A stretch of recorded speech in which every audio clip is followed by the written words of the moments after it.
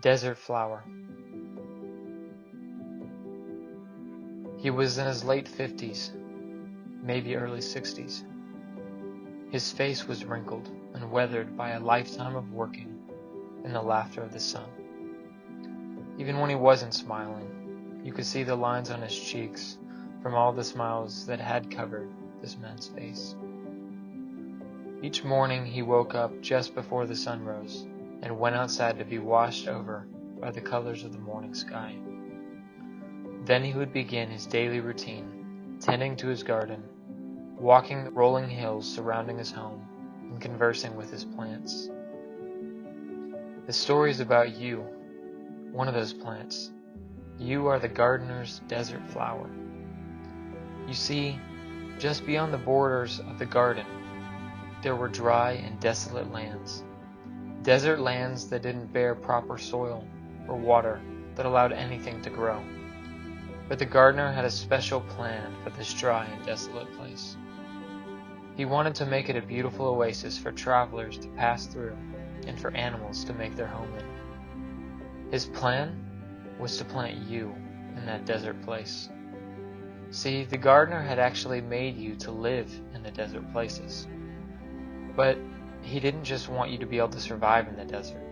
He made you to transform the desert into a beautiful garden. He knew that someday when he planted you in that place, the very sand around you would turn into moist dirt, where grass, trees, lilies, and many beautiful flowers would sprout up all around you. But the thing about the gardener is that he was never in a rush. He was patient and willing that everything come to fruition in its proper time. Because of your special purpose, the gardener had not yet planted you outside. He placed you in a beautifully adorned clay pot that rested on a windowsill that faced the sunrise.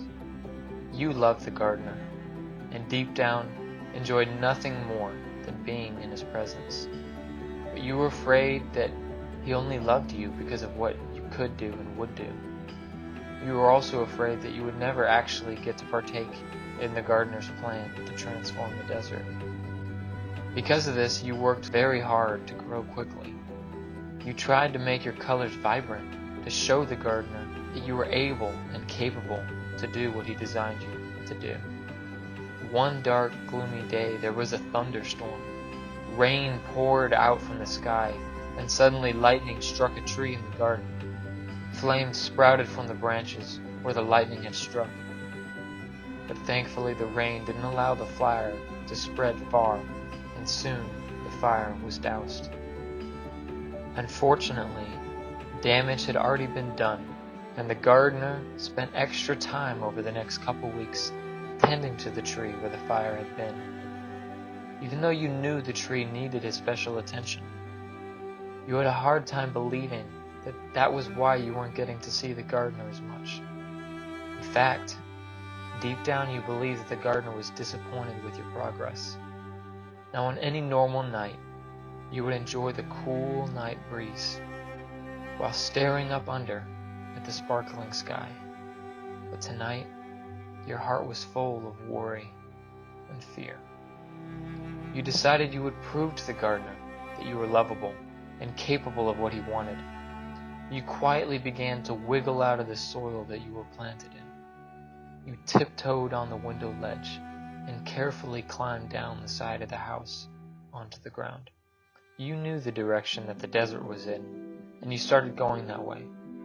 Almost immediately, you began to feel tired and thirsty, but you chose to keep going anyways. You passed through the gardeners that the gardener tended and looked at the peaceful, sleeping faces of all the beautiful flowers, bushes, and tall trees. You were jealous that they got to be outside and that they were getting to fulfill their purpose. After some time, you made it to the edge of the garden and could see the desert spread out in front of you. You chose to be strong and resolute in your heart, and you began to walk towards the center of the barren land. Even as you walked, exhaustion began to overwhelm you. Despite your courage, you began to realize that you would not make it to the center of the desert. But you were desperate to earn the love of the gardener. You you stopped where you were. You were no longer able to see the garden over the hills of sand surrounding you. You dug a small hole in the sand and placed your tired roots in it, and then covered them up. You were exhausted and extremely thirsty, but still chose not to budge. You focused hard and tried to change the ground around you. You closed your eyes, breathed deep, and strained, imagining fertile soil and green grass sprouting up all around you. But upon opening your eyes, you were devastated by what you saw. Sand. Hills and hills of sand in all directions. You realized the truth in that moment. You were not ready to be the desert flower the gardener had made you to be. You wept, and the sound of your quiet sobs were absorbed by the hills around you, making you feel even more alone. You had cried yourself to sleep, and hours later awoke to the sun peeking over the sandy hills.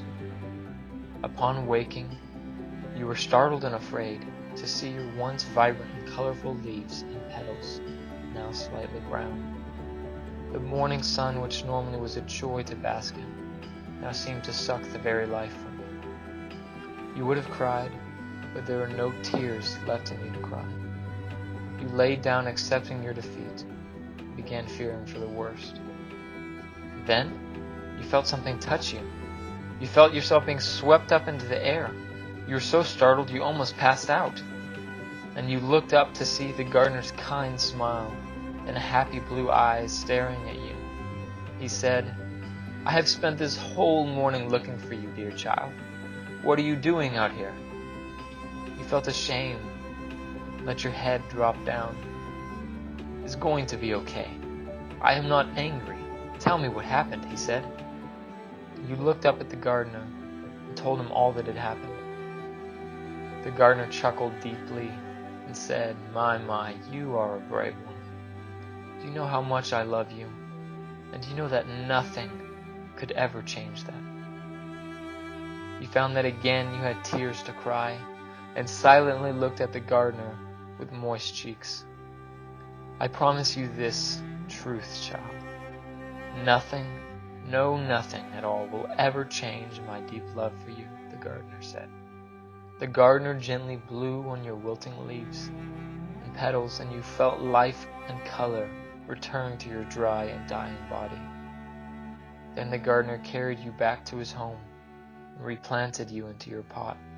He spent extra time with you over the next weeks, making sure you knew in the depths of your little heart that you didn't have to earn his love.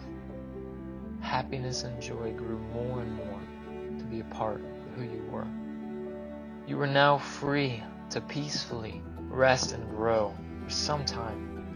You knew that you didn't have to earn the love of the garden, so you enjoyed the sunshine and breeze, and you delighted in conversation with the plants inside and out of the gardener's home. One day, quite some time from where our story first started, the gardener came extra early in the morning to you, and with joyful expectation on his face he said, "It is time, my brave one."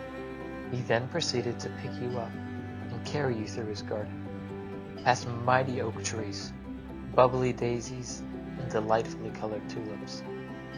Then the two of you left the garden and began to walk into the desert. The gardener was singing and humming all the way there, making you giggle and laugh. Then the gardener stopped. He pointed and said, "Here is where I will plant you." You decided in your heart to be brave and looked where the gardener pointed. You saw a small stream running through the ground. You could tell that the dirt around the stream was brown and moist from the water. Next to the stream there was a tent and a fire ring made from a circle of stacked stones. You soon learned that this is where the gardener would be staying, and that the gardener's son had moved into his old home to care for the garden there. The gardener gently placed you on the ground, took out a small shovel, and began to dig a hole where he would plant you. While he did so, he shared with you his plans for this place. Plans for a meadow with beautiful trees on rolling green hills, covered with many wildflowers. After talking, he placed you into the ground and softly filled in the hole with the soil from the pot that you were once planted in. Then he said, "Stretch your roots out to the stream. It will give you life and fill your soul with song." You did, and the two of you spent many years there, delighting in your time together and transforming the barren land into the beautiful oasis you had dreamed of. You are the desert flower. Delight in him as he delights in you, and in time, even the darkest places will become heaven on earth.